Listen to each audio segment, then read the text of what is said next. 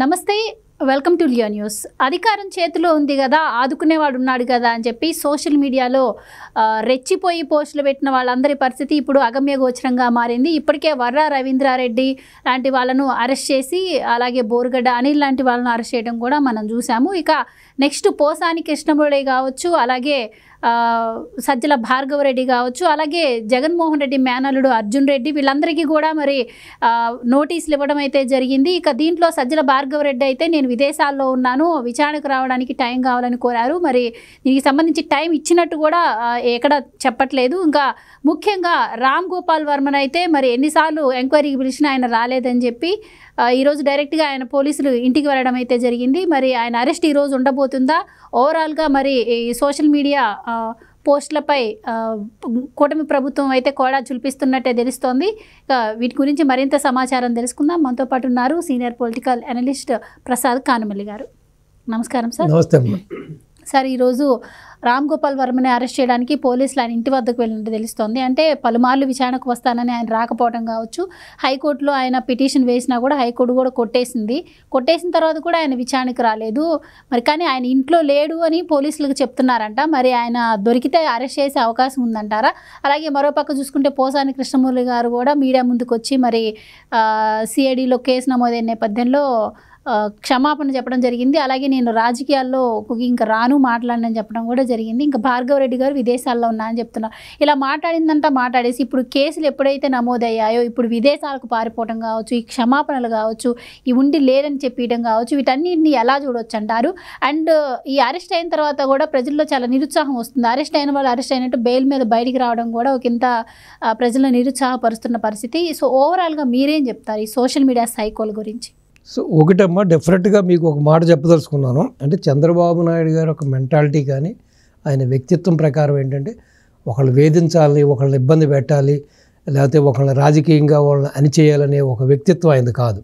ఆయన ఎప్పుడు కూడా చూస్తే మీరు రాజశేఖర రెడ్డి టైం నుంచి కూడా రాజశేఖర రెడ్డి కూడా అధికారం రాకముందు ఏ విధంగా బాబు గారికి వంగొంగి సలాములు కొట్టాడు, ఉన్న ఇల్లుని అమ్ముకోవడం కోసం నాకు పర్మిషన్ ఇమ్మని చెప్పి ఏ విధంగా ప్రాధాయపడ్డాడో మనం చూసాం. అధికారం రాగానే ఒక్కసారిగా ఆ అధికార మదంతో, ఆ ఇబ్బడి ముబ్బడిగా చేరిపోయిన ఆ సంపత్తోటి, అతని యొక్క బాడీ లాంగ్వేజ్ కానీ మేనరిజం కూడా ఏ విధంగా మారిపోయింది. అసెంబ్లీలో ఏ విధంగా మాట్లాడాడు, అమ్మనమ్మ గారి గురించి ఏ విధంగా మాట్లాడాడు, నువ్వు ఎందుకు నా కన్నతల్లి కలుపును పుట్టానా అని చెప్పి నువ్వు బాధపడాలని రకరకాలుగా పిచ్చి పిచ్చి ప్రలాపనలన్నీ కూడా మాట్లాడేవాడు అతను. సో చివరికి అతను ఎటువంటి యొక్క ఫలితాన్ని చూసాడో మనం చూసాం. సో ఏదేమైనా నన్ను అడిగితే లేదు, పరశురాముడి చరిత్ర తెలుసు కదా మీకు.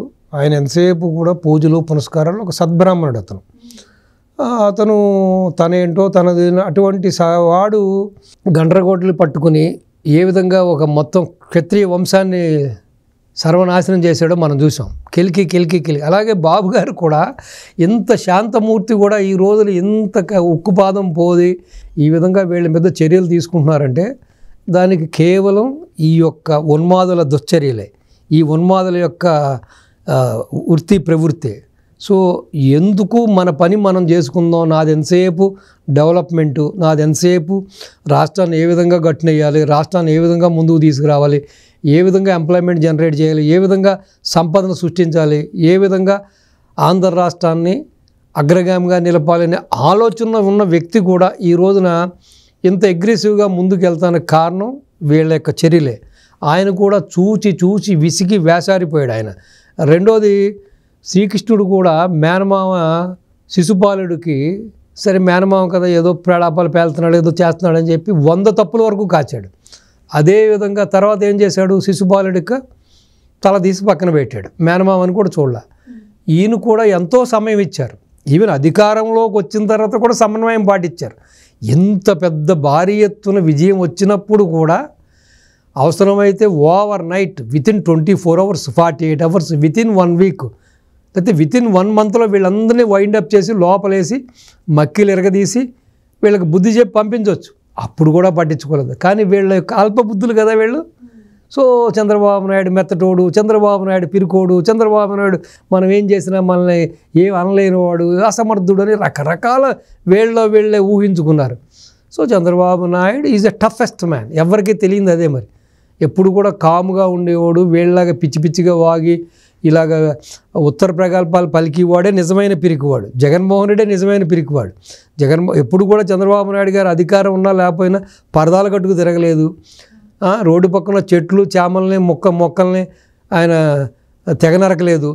ఆయన చాలా అర్ధరాత్రి అయినా అపరాత్రి అయినా ఫ్రీగా తిరిగేసే వ్యక్తి. అది నిజమైన ధైర్యం అంటే. వీళ్ళు చెబుతూ ఉంటారు ఏదో సింగిల్ అవుతుందని చెప్పి. వాడు అసలు డైపర్లు వేసుకు తిరిగే బ్యాచ్ వాళ్ళు. సో ఏదేమైనా ఈ రోజున పోసాని కృష్ణమూర్తి అయినా లేకపోతే మీరు చెప్పిన ఆర్జీవి ఎవరైతే ఈ రామ్ గోపాల్ వర్మ అయినా కూడా, రామ్ గోపాల్ వర్మ అందరూ ఎలివేషన్స్ ఏమనుకున్నారంటే ఈడేదో పెద్ద ఒక నాగార్జున గారి సినిమా వచ్చింది కదా, ఏం సినిమా అది, శివ టైప్ అని వాడికి ఫీలింగు. శివ అనో లేకపోతే హిందీలో కొన్ని సినిమాలు తీసాడు, అండర్ వరల్డ్ సినిమాలు. కానీ ఈ రోజున రామ్ గోపాల్ వర్మ అనేవాడు ఒక బఫూన్, రామ్ గోపాల్ వర్మ అనేవాడు ఒక జోకరు, ఒక బచ్చాగాడు. మరి ఇన్ని ప్రగల్భాలు పెలికి ఇన్ని కార్టూన్లు వేసి ఈ విధంగా రెచ్చిపోయిన వాడివి ఈ రోజున ఎందుకు నువ్వు పోలీసులను సంధించి సమాధానం చెప్పలేకపోతున్నావు? ఇంత టైం ఇచ్చి ఇన్నిసార్లు వాయిదాలు ఇచ్చినా కూడా నువ్వెందుకు వాళ్ళకి దొరకట్లేదు అంటే వీడు పిరికి వెదవే. అధికారాన్ని అడ్డం పెట్టుకుని ఎవడో ఒక వడ్కా బాటిల్ కొనిస్తే ఆ బాటిల్ తాగేసిన మైకంలో ఆ మత్తులో వీడు పిచ్చి పిచ్చి పేళాపలు పేలితే వీడి చేత పిచ్చి పిచ్చి పేళాపలు పేలినోడు ఏదో ఒక ప్యాలెస్లో హాయిగా వాడు పబ్జీ ఆడుకుంటూ వాడు బాగున్నాడు. ఇప్పుడు వర్రా రవీంద్ర రెడ్డి గారి పరిస్థితి అదే, వాడి మేనల్డ్ పరిస్థితి, అర్జున్ రెడ్డి గారి పరిస్థితి అదే, సజ్జల భార్గవ రెడ్డి పరిస్థితి అదే, పోసాని కృష్ణమూర్తి అస్సలు వాడు ఇలా అనుకునేవాడిని వీడు ఏంటి బట్టలు చించేసుకుంటాడు వీడు ఏంటి అనుకునేవాడిని. ఆడు అసలు హాఫ్ మెంటల్గా ఆడాడు. వాడు ఈ రోజున వాడు కిందకి దిగొచ్చి నేను రాజకీయాలు మాట్లాడను, రాజకీయాలు జోలికి రాను, రాష్ట్ర వదిలిపెట్టిపోతాను, ఉన్న ఆస్తులు అమ్ముకుంటాను, అద్దెలకి ఇచ్చిపోతాను అంటుంటే ఎందుకురా మీకు ఈ ప్రగల్భాలకి, ఈ ఉత్తర ప్రగల్భాలు, ఎందుకు మీకు ఈ యొక్క వేషాలు? పులిని చూసి నక్క వాతలు పెట్టుకున్నట్టుగా ఇప్పుడు పులి వచ్చి సహసిద్ధంగా ఉన్న చారలమ్మ, సో నక్క అనుకుందంటే ఓహో అన్ని జంతువులు భయపడుతున్నాయి మనకి, అసలు మనం కూడా ఇలాగనుకుని చెప్పి వాతలు పెట్టుకుందంట. వాతలు పెట్టుకుంటే ఏమైంది, ఒళ్ళంతా కూడా అది వాతం కమ్మి మొత్తం చచ్చిందంట. అది వీళ్ళ పరిస్థితి కూడా ఈ రోజున అదే కదా, ఆల్మోస్ట్ చచ్చి బతుకుతున్నారు వీళ్ళంతా, జీవోత్సవాలనే బతుకుతున్నారు. వెధవలకి ఒక్క వెధవ కూడా వెన్నుముక లేదు, ఒక్క వెధవ కూడా ధైర్యం లేదు. ఇప్పుడు ఒకటి మాట్లాడేటప్పుడు వ్యవస్థ మీద మాట్లాడండి, విధానాల మీద మాట్లాడండి, పార్టీ యొక్క విధి విధానాల మీద మాట్లాడండి. ఆ నాయకుడు ఏదైనా పరిపాలనలో తప్పులు చేస్తే తప్పులు ఎత్తి చూపించండి. ఇంట్లో ఉన్న ఆడబిడ్డలు ఏం చేశారమ్మా, ఇంట్లో ఉన్న పసిబిడ్డలు ఏం చేశారు, ఇంట్లో ఉన్న ఆడంగులు ఏం చేశారు, వాళ్ళ తల్లులు ఏం చేశారు, వాళ్ళ పెళ్ళాలు ఏం చేశారు, వాళ్ళ కన్న బిడ్డలు ఏం చేశారు, ఇదే మాట్లాడేది మీరు. నీచ నికృష్టపు రోత వెదవలమ్మ. సో కాబట్టి ఏదేమైనా సరే అమ్మా ఎవరిని వదలకూడదు. ఈ పులివెందల బ్యాచ్ మీరు చెప్పిన ఈ సైకో బ్యాచ్ ఉన్న 30 మందో 34 మందో చెబుతున్నారు, ఒక్కడిని కూడా వదలకూడదు. కేవలం ఒక పులివెందుల్లోనే 34 మంది ఇచ్చారు. ఎందుకంటే వీళ్ళకి ఇంక వేరే వ్యాపకం లేదమ్మా. మీరు మొన్న ఒక స్టోరీ చూశారు కదా, పాపం ఒక కుర్రవాడు ఇక్కడ తెలంగాణ ప్రాంతానికి చెందిన కుర్రవాడు, వాడేదో ప్రీపెయిడ్ కార్స్ పెట్టుకుంటే అదే వైసీపీకి చెందినవాడు, అదే మిథున్ రెడ్డి మనుషులు మాకు కావాలి, మెడికల్ కాలేజీకి ఏదో కావాలి, అద్దెకి కావాలని చెప్పి కార్లన్నీ తీసుకెళ్ళి వాడిని కొట్టి భయపెట్టి ఆ కార్లు లాగేసుకుని వాళ్ళ సొంత కారులాగా యూజ్ చేసుకుంటారు. వాడు నడు రోడ్డును పడి అయ్యా రక్షించిన వాడు తిరుగుతున్నాడు. సిగ్గు శరం నీతి జాతి లేని జాతి అమ్మ ఇది, మానవత్వం లేని జాతి వీళ్ళది. ఈ పరాన్న బుక్కులు వీళ్ళంతా కూడా ఎంతసేపు ఎవడి మీద పడి తినేద్దామా, ఎవడిని దోచేసుకుందామా, ఎవడ భూమి లాగేసుకుందామా, ఎవడ జోబు కొట్టేద్దామని చెప్పే జేబు దొంగలు, గజ దొంగలు, దుర్మార్గులు అనమాట, నీచులు అనమాట. సో వీళ్ళు కూడా ఏంటి, ఇప్పుడు 34 మందికి ఏంటి అనుకున్నారు, పొద్దు నుంచి సాయంత్రం వరకు వాళ్ళు తినే బిర్యానీ, వాళ్ళు తాగే తాగుడు, డబ్బు చేతి ఖర్చు డబ్బులు ఇస్తుంటే ఇంకేం చేస్తారు వాళ్ళు? ఇంక అదే వృత్తి ప్రవృత్తి అనుకున్నారు. కానీ రేపు గవర్నమెంట్ మారితే ఈ చేయించినోడు, డబ్బులు ఇచ్చినోడు, మనల్ని ప్రోత్సహించినోడు వీడు వచ్చి మనల్ని ఆదుకుంటాడా? వాడికే దిక్కులేదు. వాడు అధికారంలో ఉన్నప్పుడు వాడే పరదాలు కట్టుకు తిరిగాడు, అధికారంలో ఉన్నప్పుడు వాడే 900 మందిని అడ్డం పెట్టుకు తిరిగాడు. అధికారంలో పోయిన తర్వాత వాడు మొత్తం ఇంటినే ఒక జైలుగా మార్చుకున్నాడు. వాడేం రక్షిస్తాడమ్మా? వాడు 5 అడుగులు 5.5 అడుగులు ఉండడాడు, వాడేదో పెద్ద బాహుబలి, మమ్మల్ని కాపాడుతాడు, అడేదో పెద్ద ప్రభాస్ రాజు అనుకుని వీళ్ళంతా పెద్దవాడిని ఊహించుకున్నారు. ఈ రోజునే వీళ్ళకి కనీసం కాపాడడానికి ఎవడున్నాడు? కాబట్టి ఏంటంటే ఎప్పుడు కూడా ఒక రాష్ట్రాన్ని ముందుకు తీసుకెళ్లే పార్టీ వెనకాల నడవండి, మీ భవిష్యత్తుకి మంచి పునాదులు వేసే పార్టీ వెనకాల నడవండి, మీకు మీ భావితరాలకి ఒక మంచి లైఫ్నిచ్చే పార్టీ వెనకాల సపోర్ట్ చేయండి.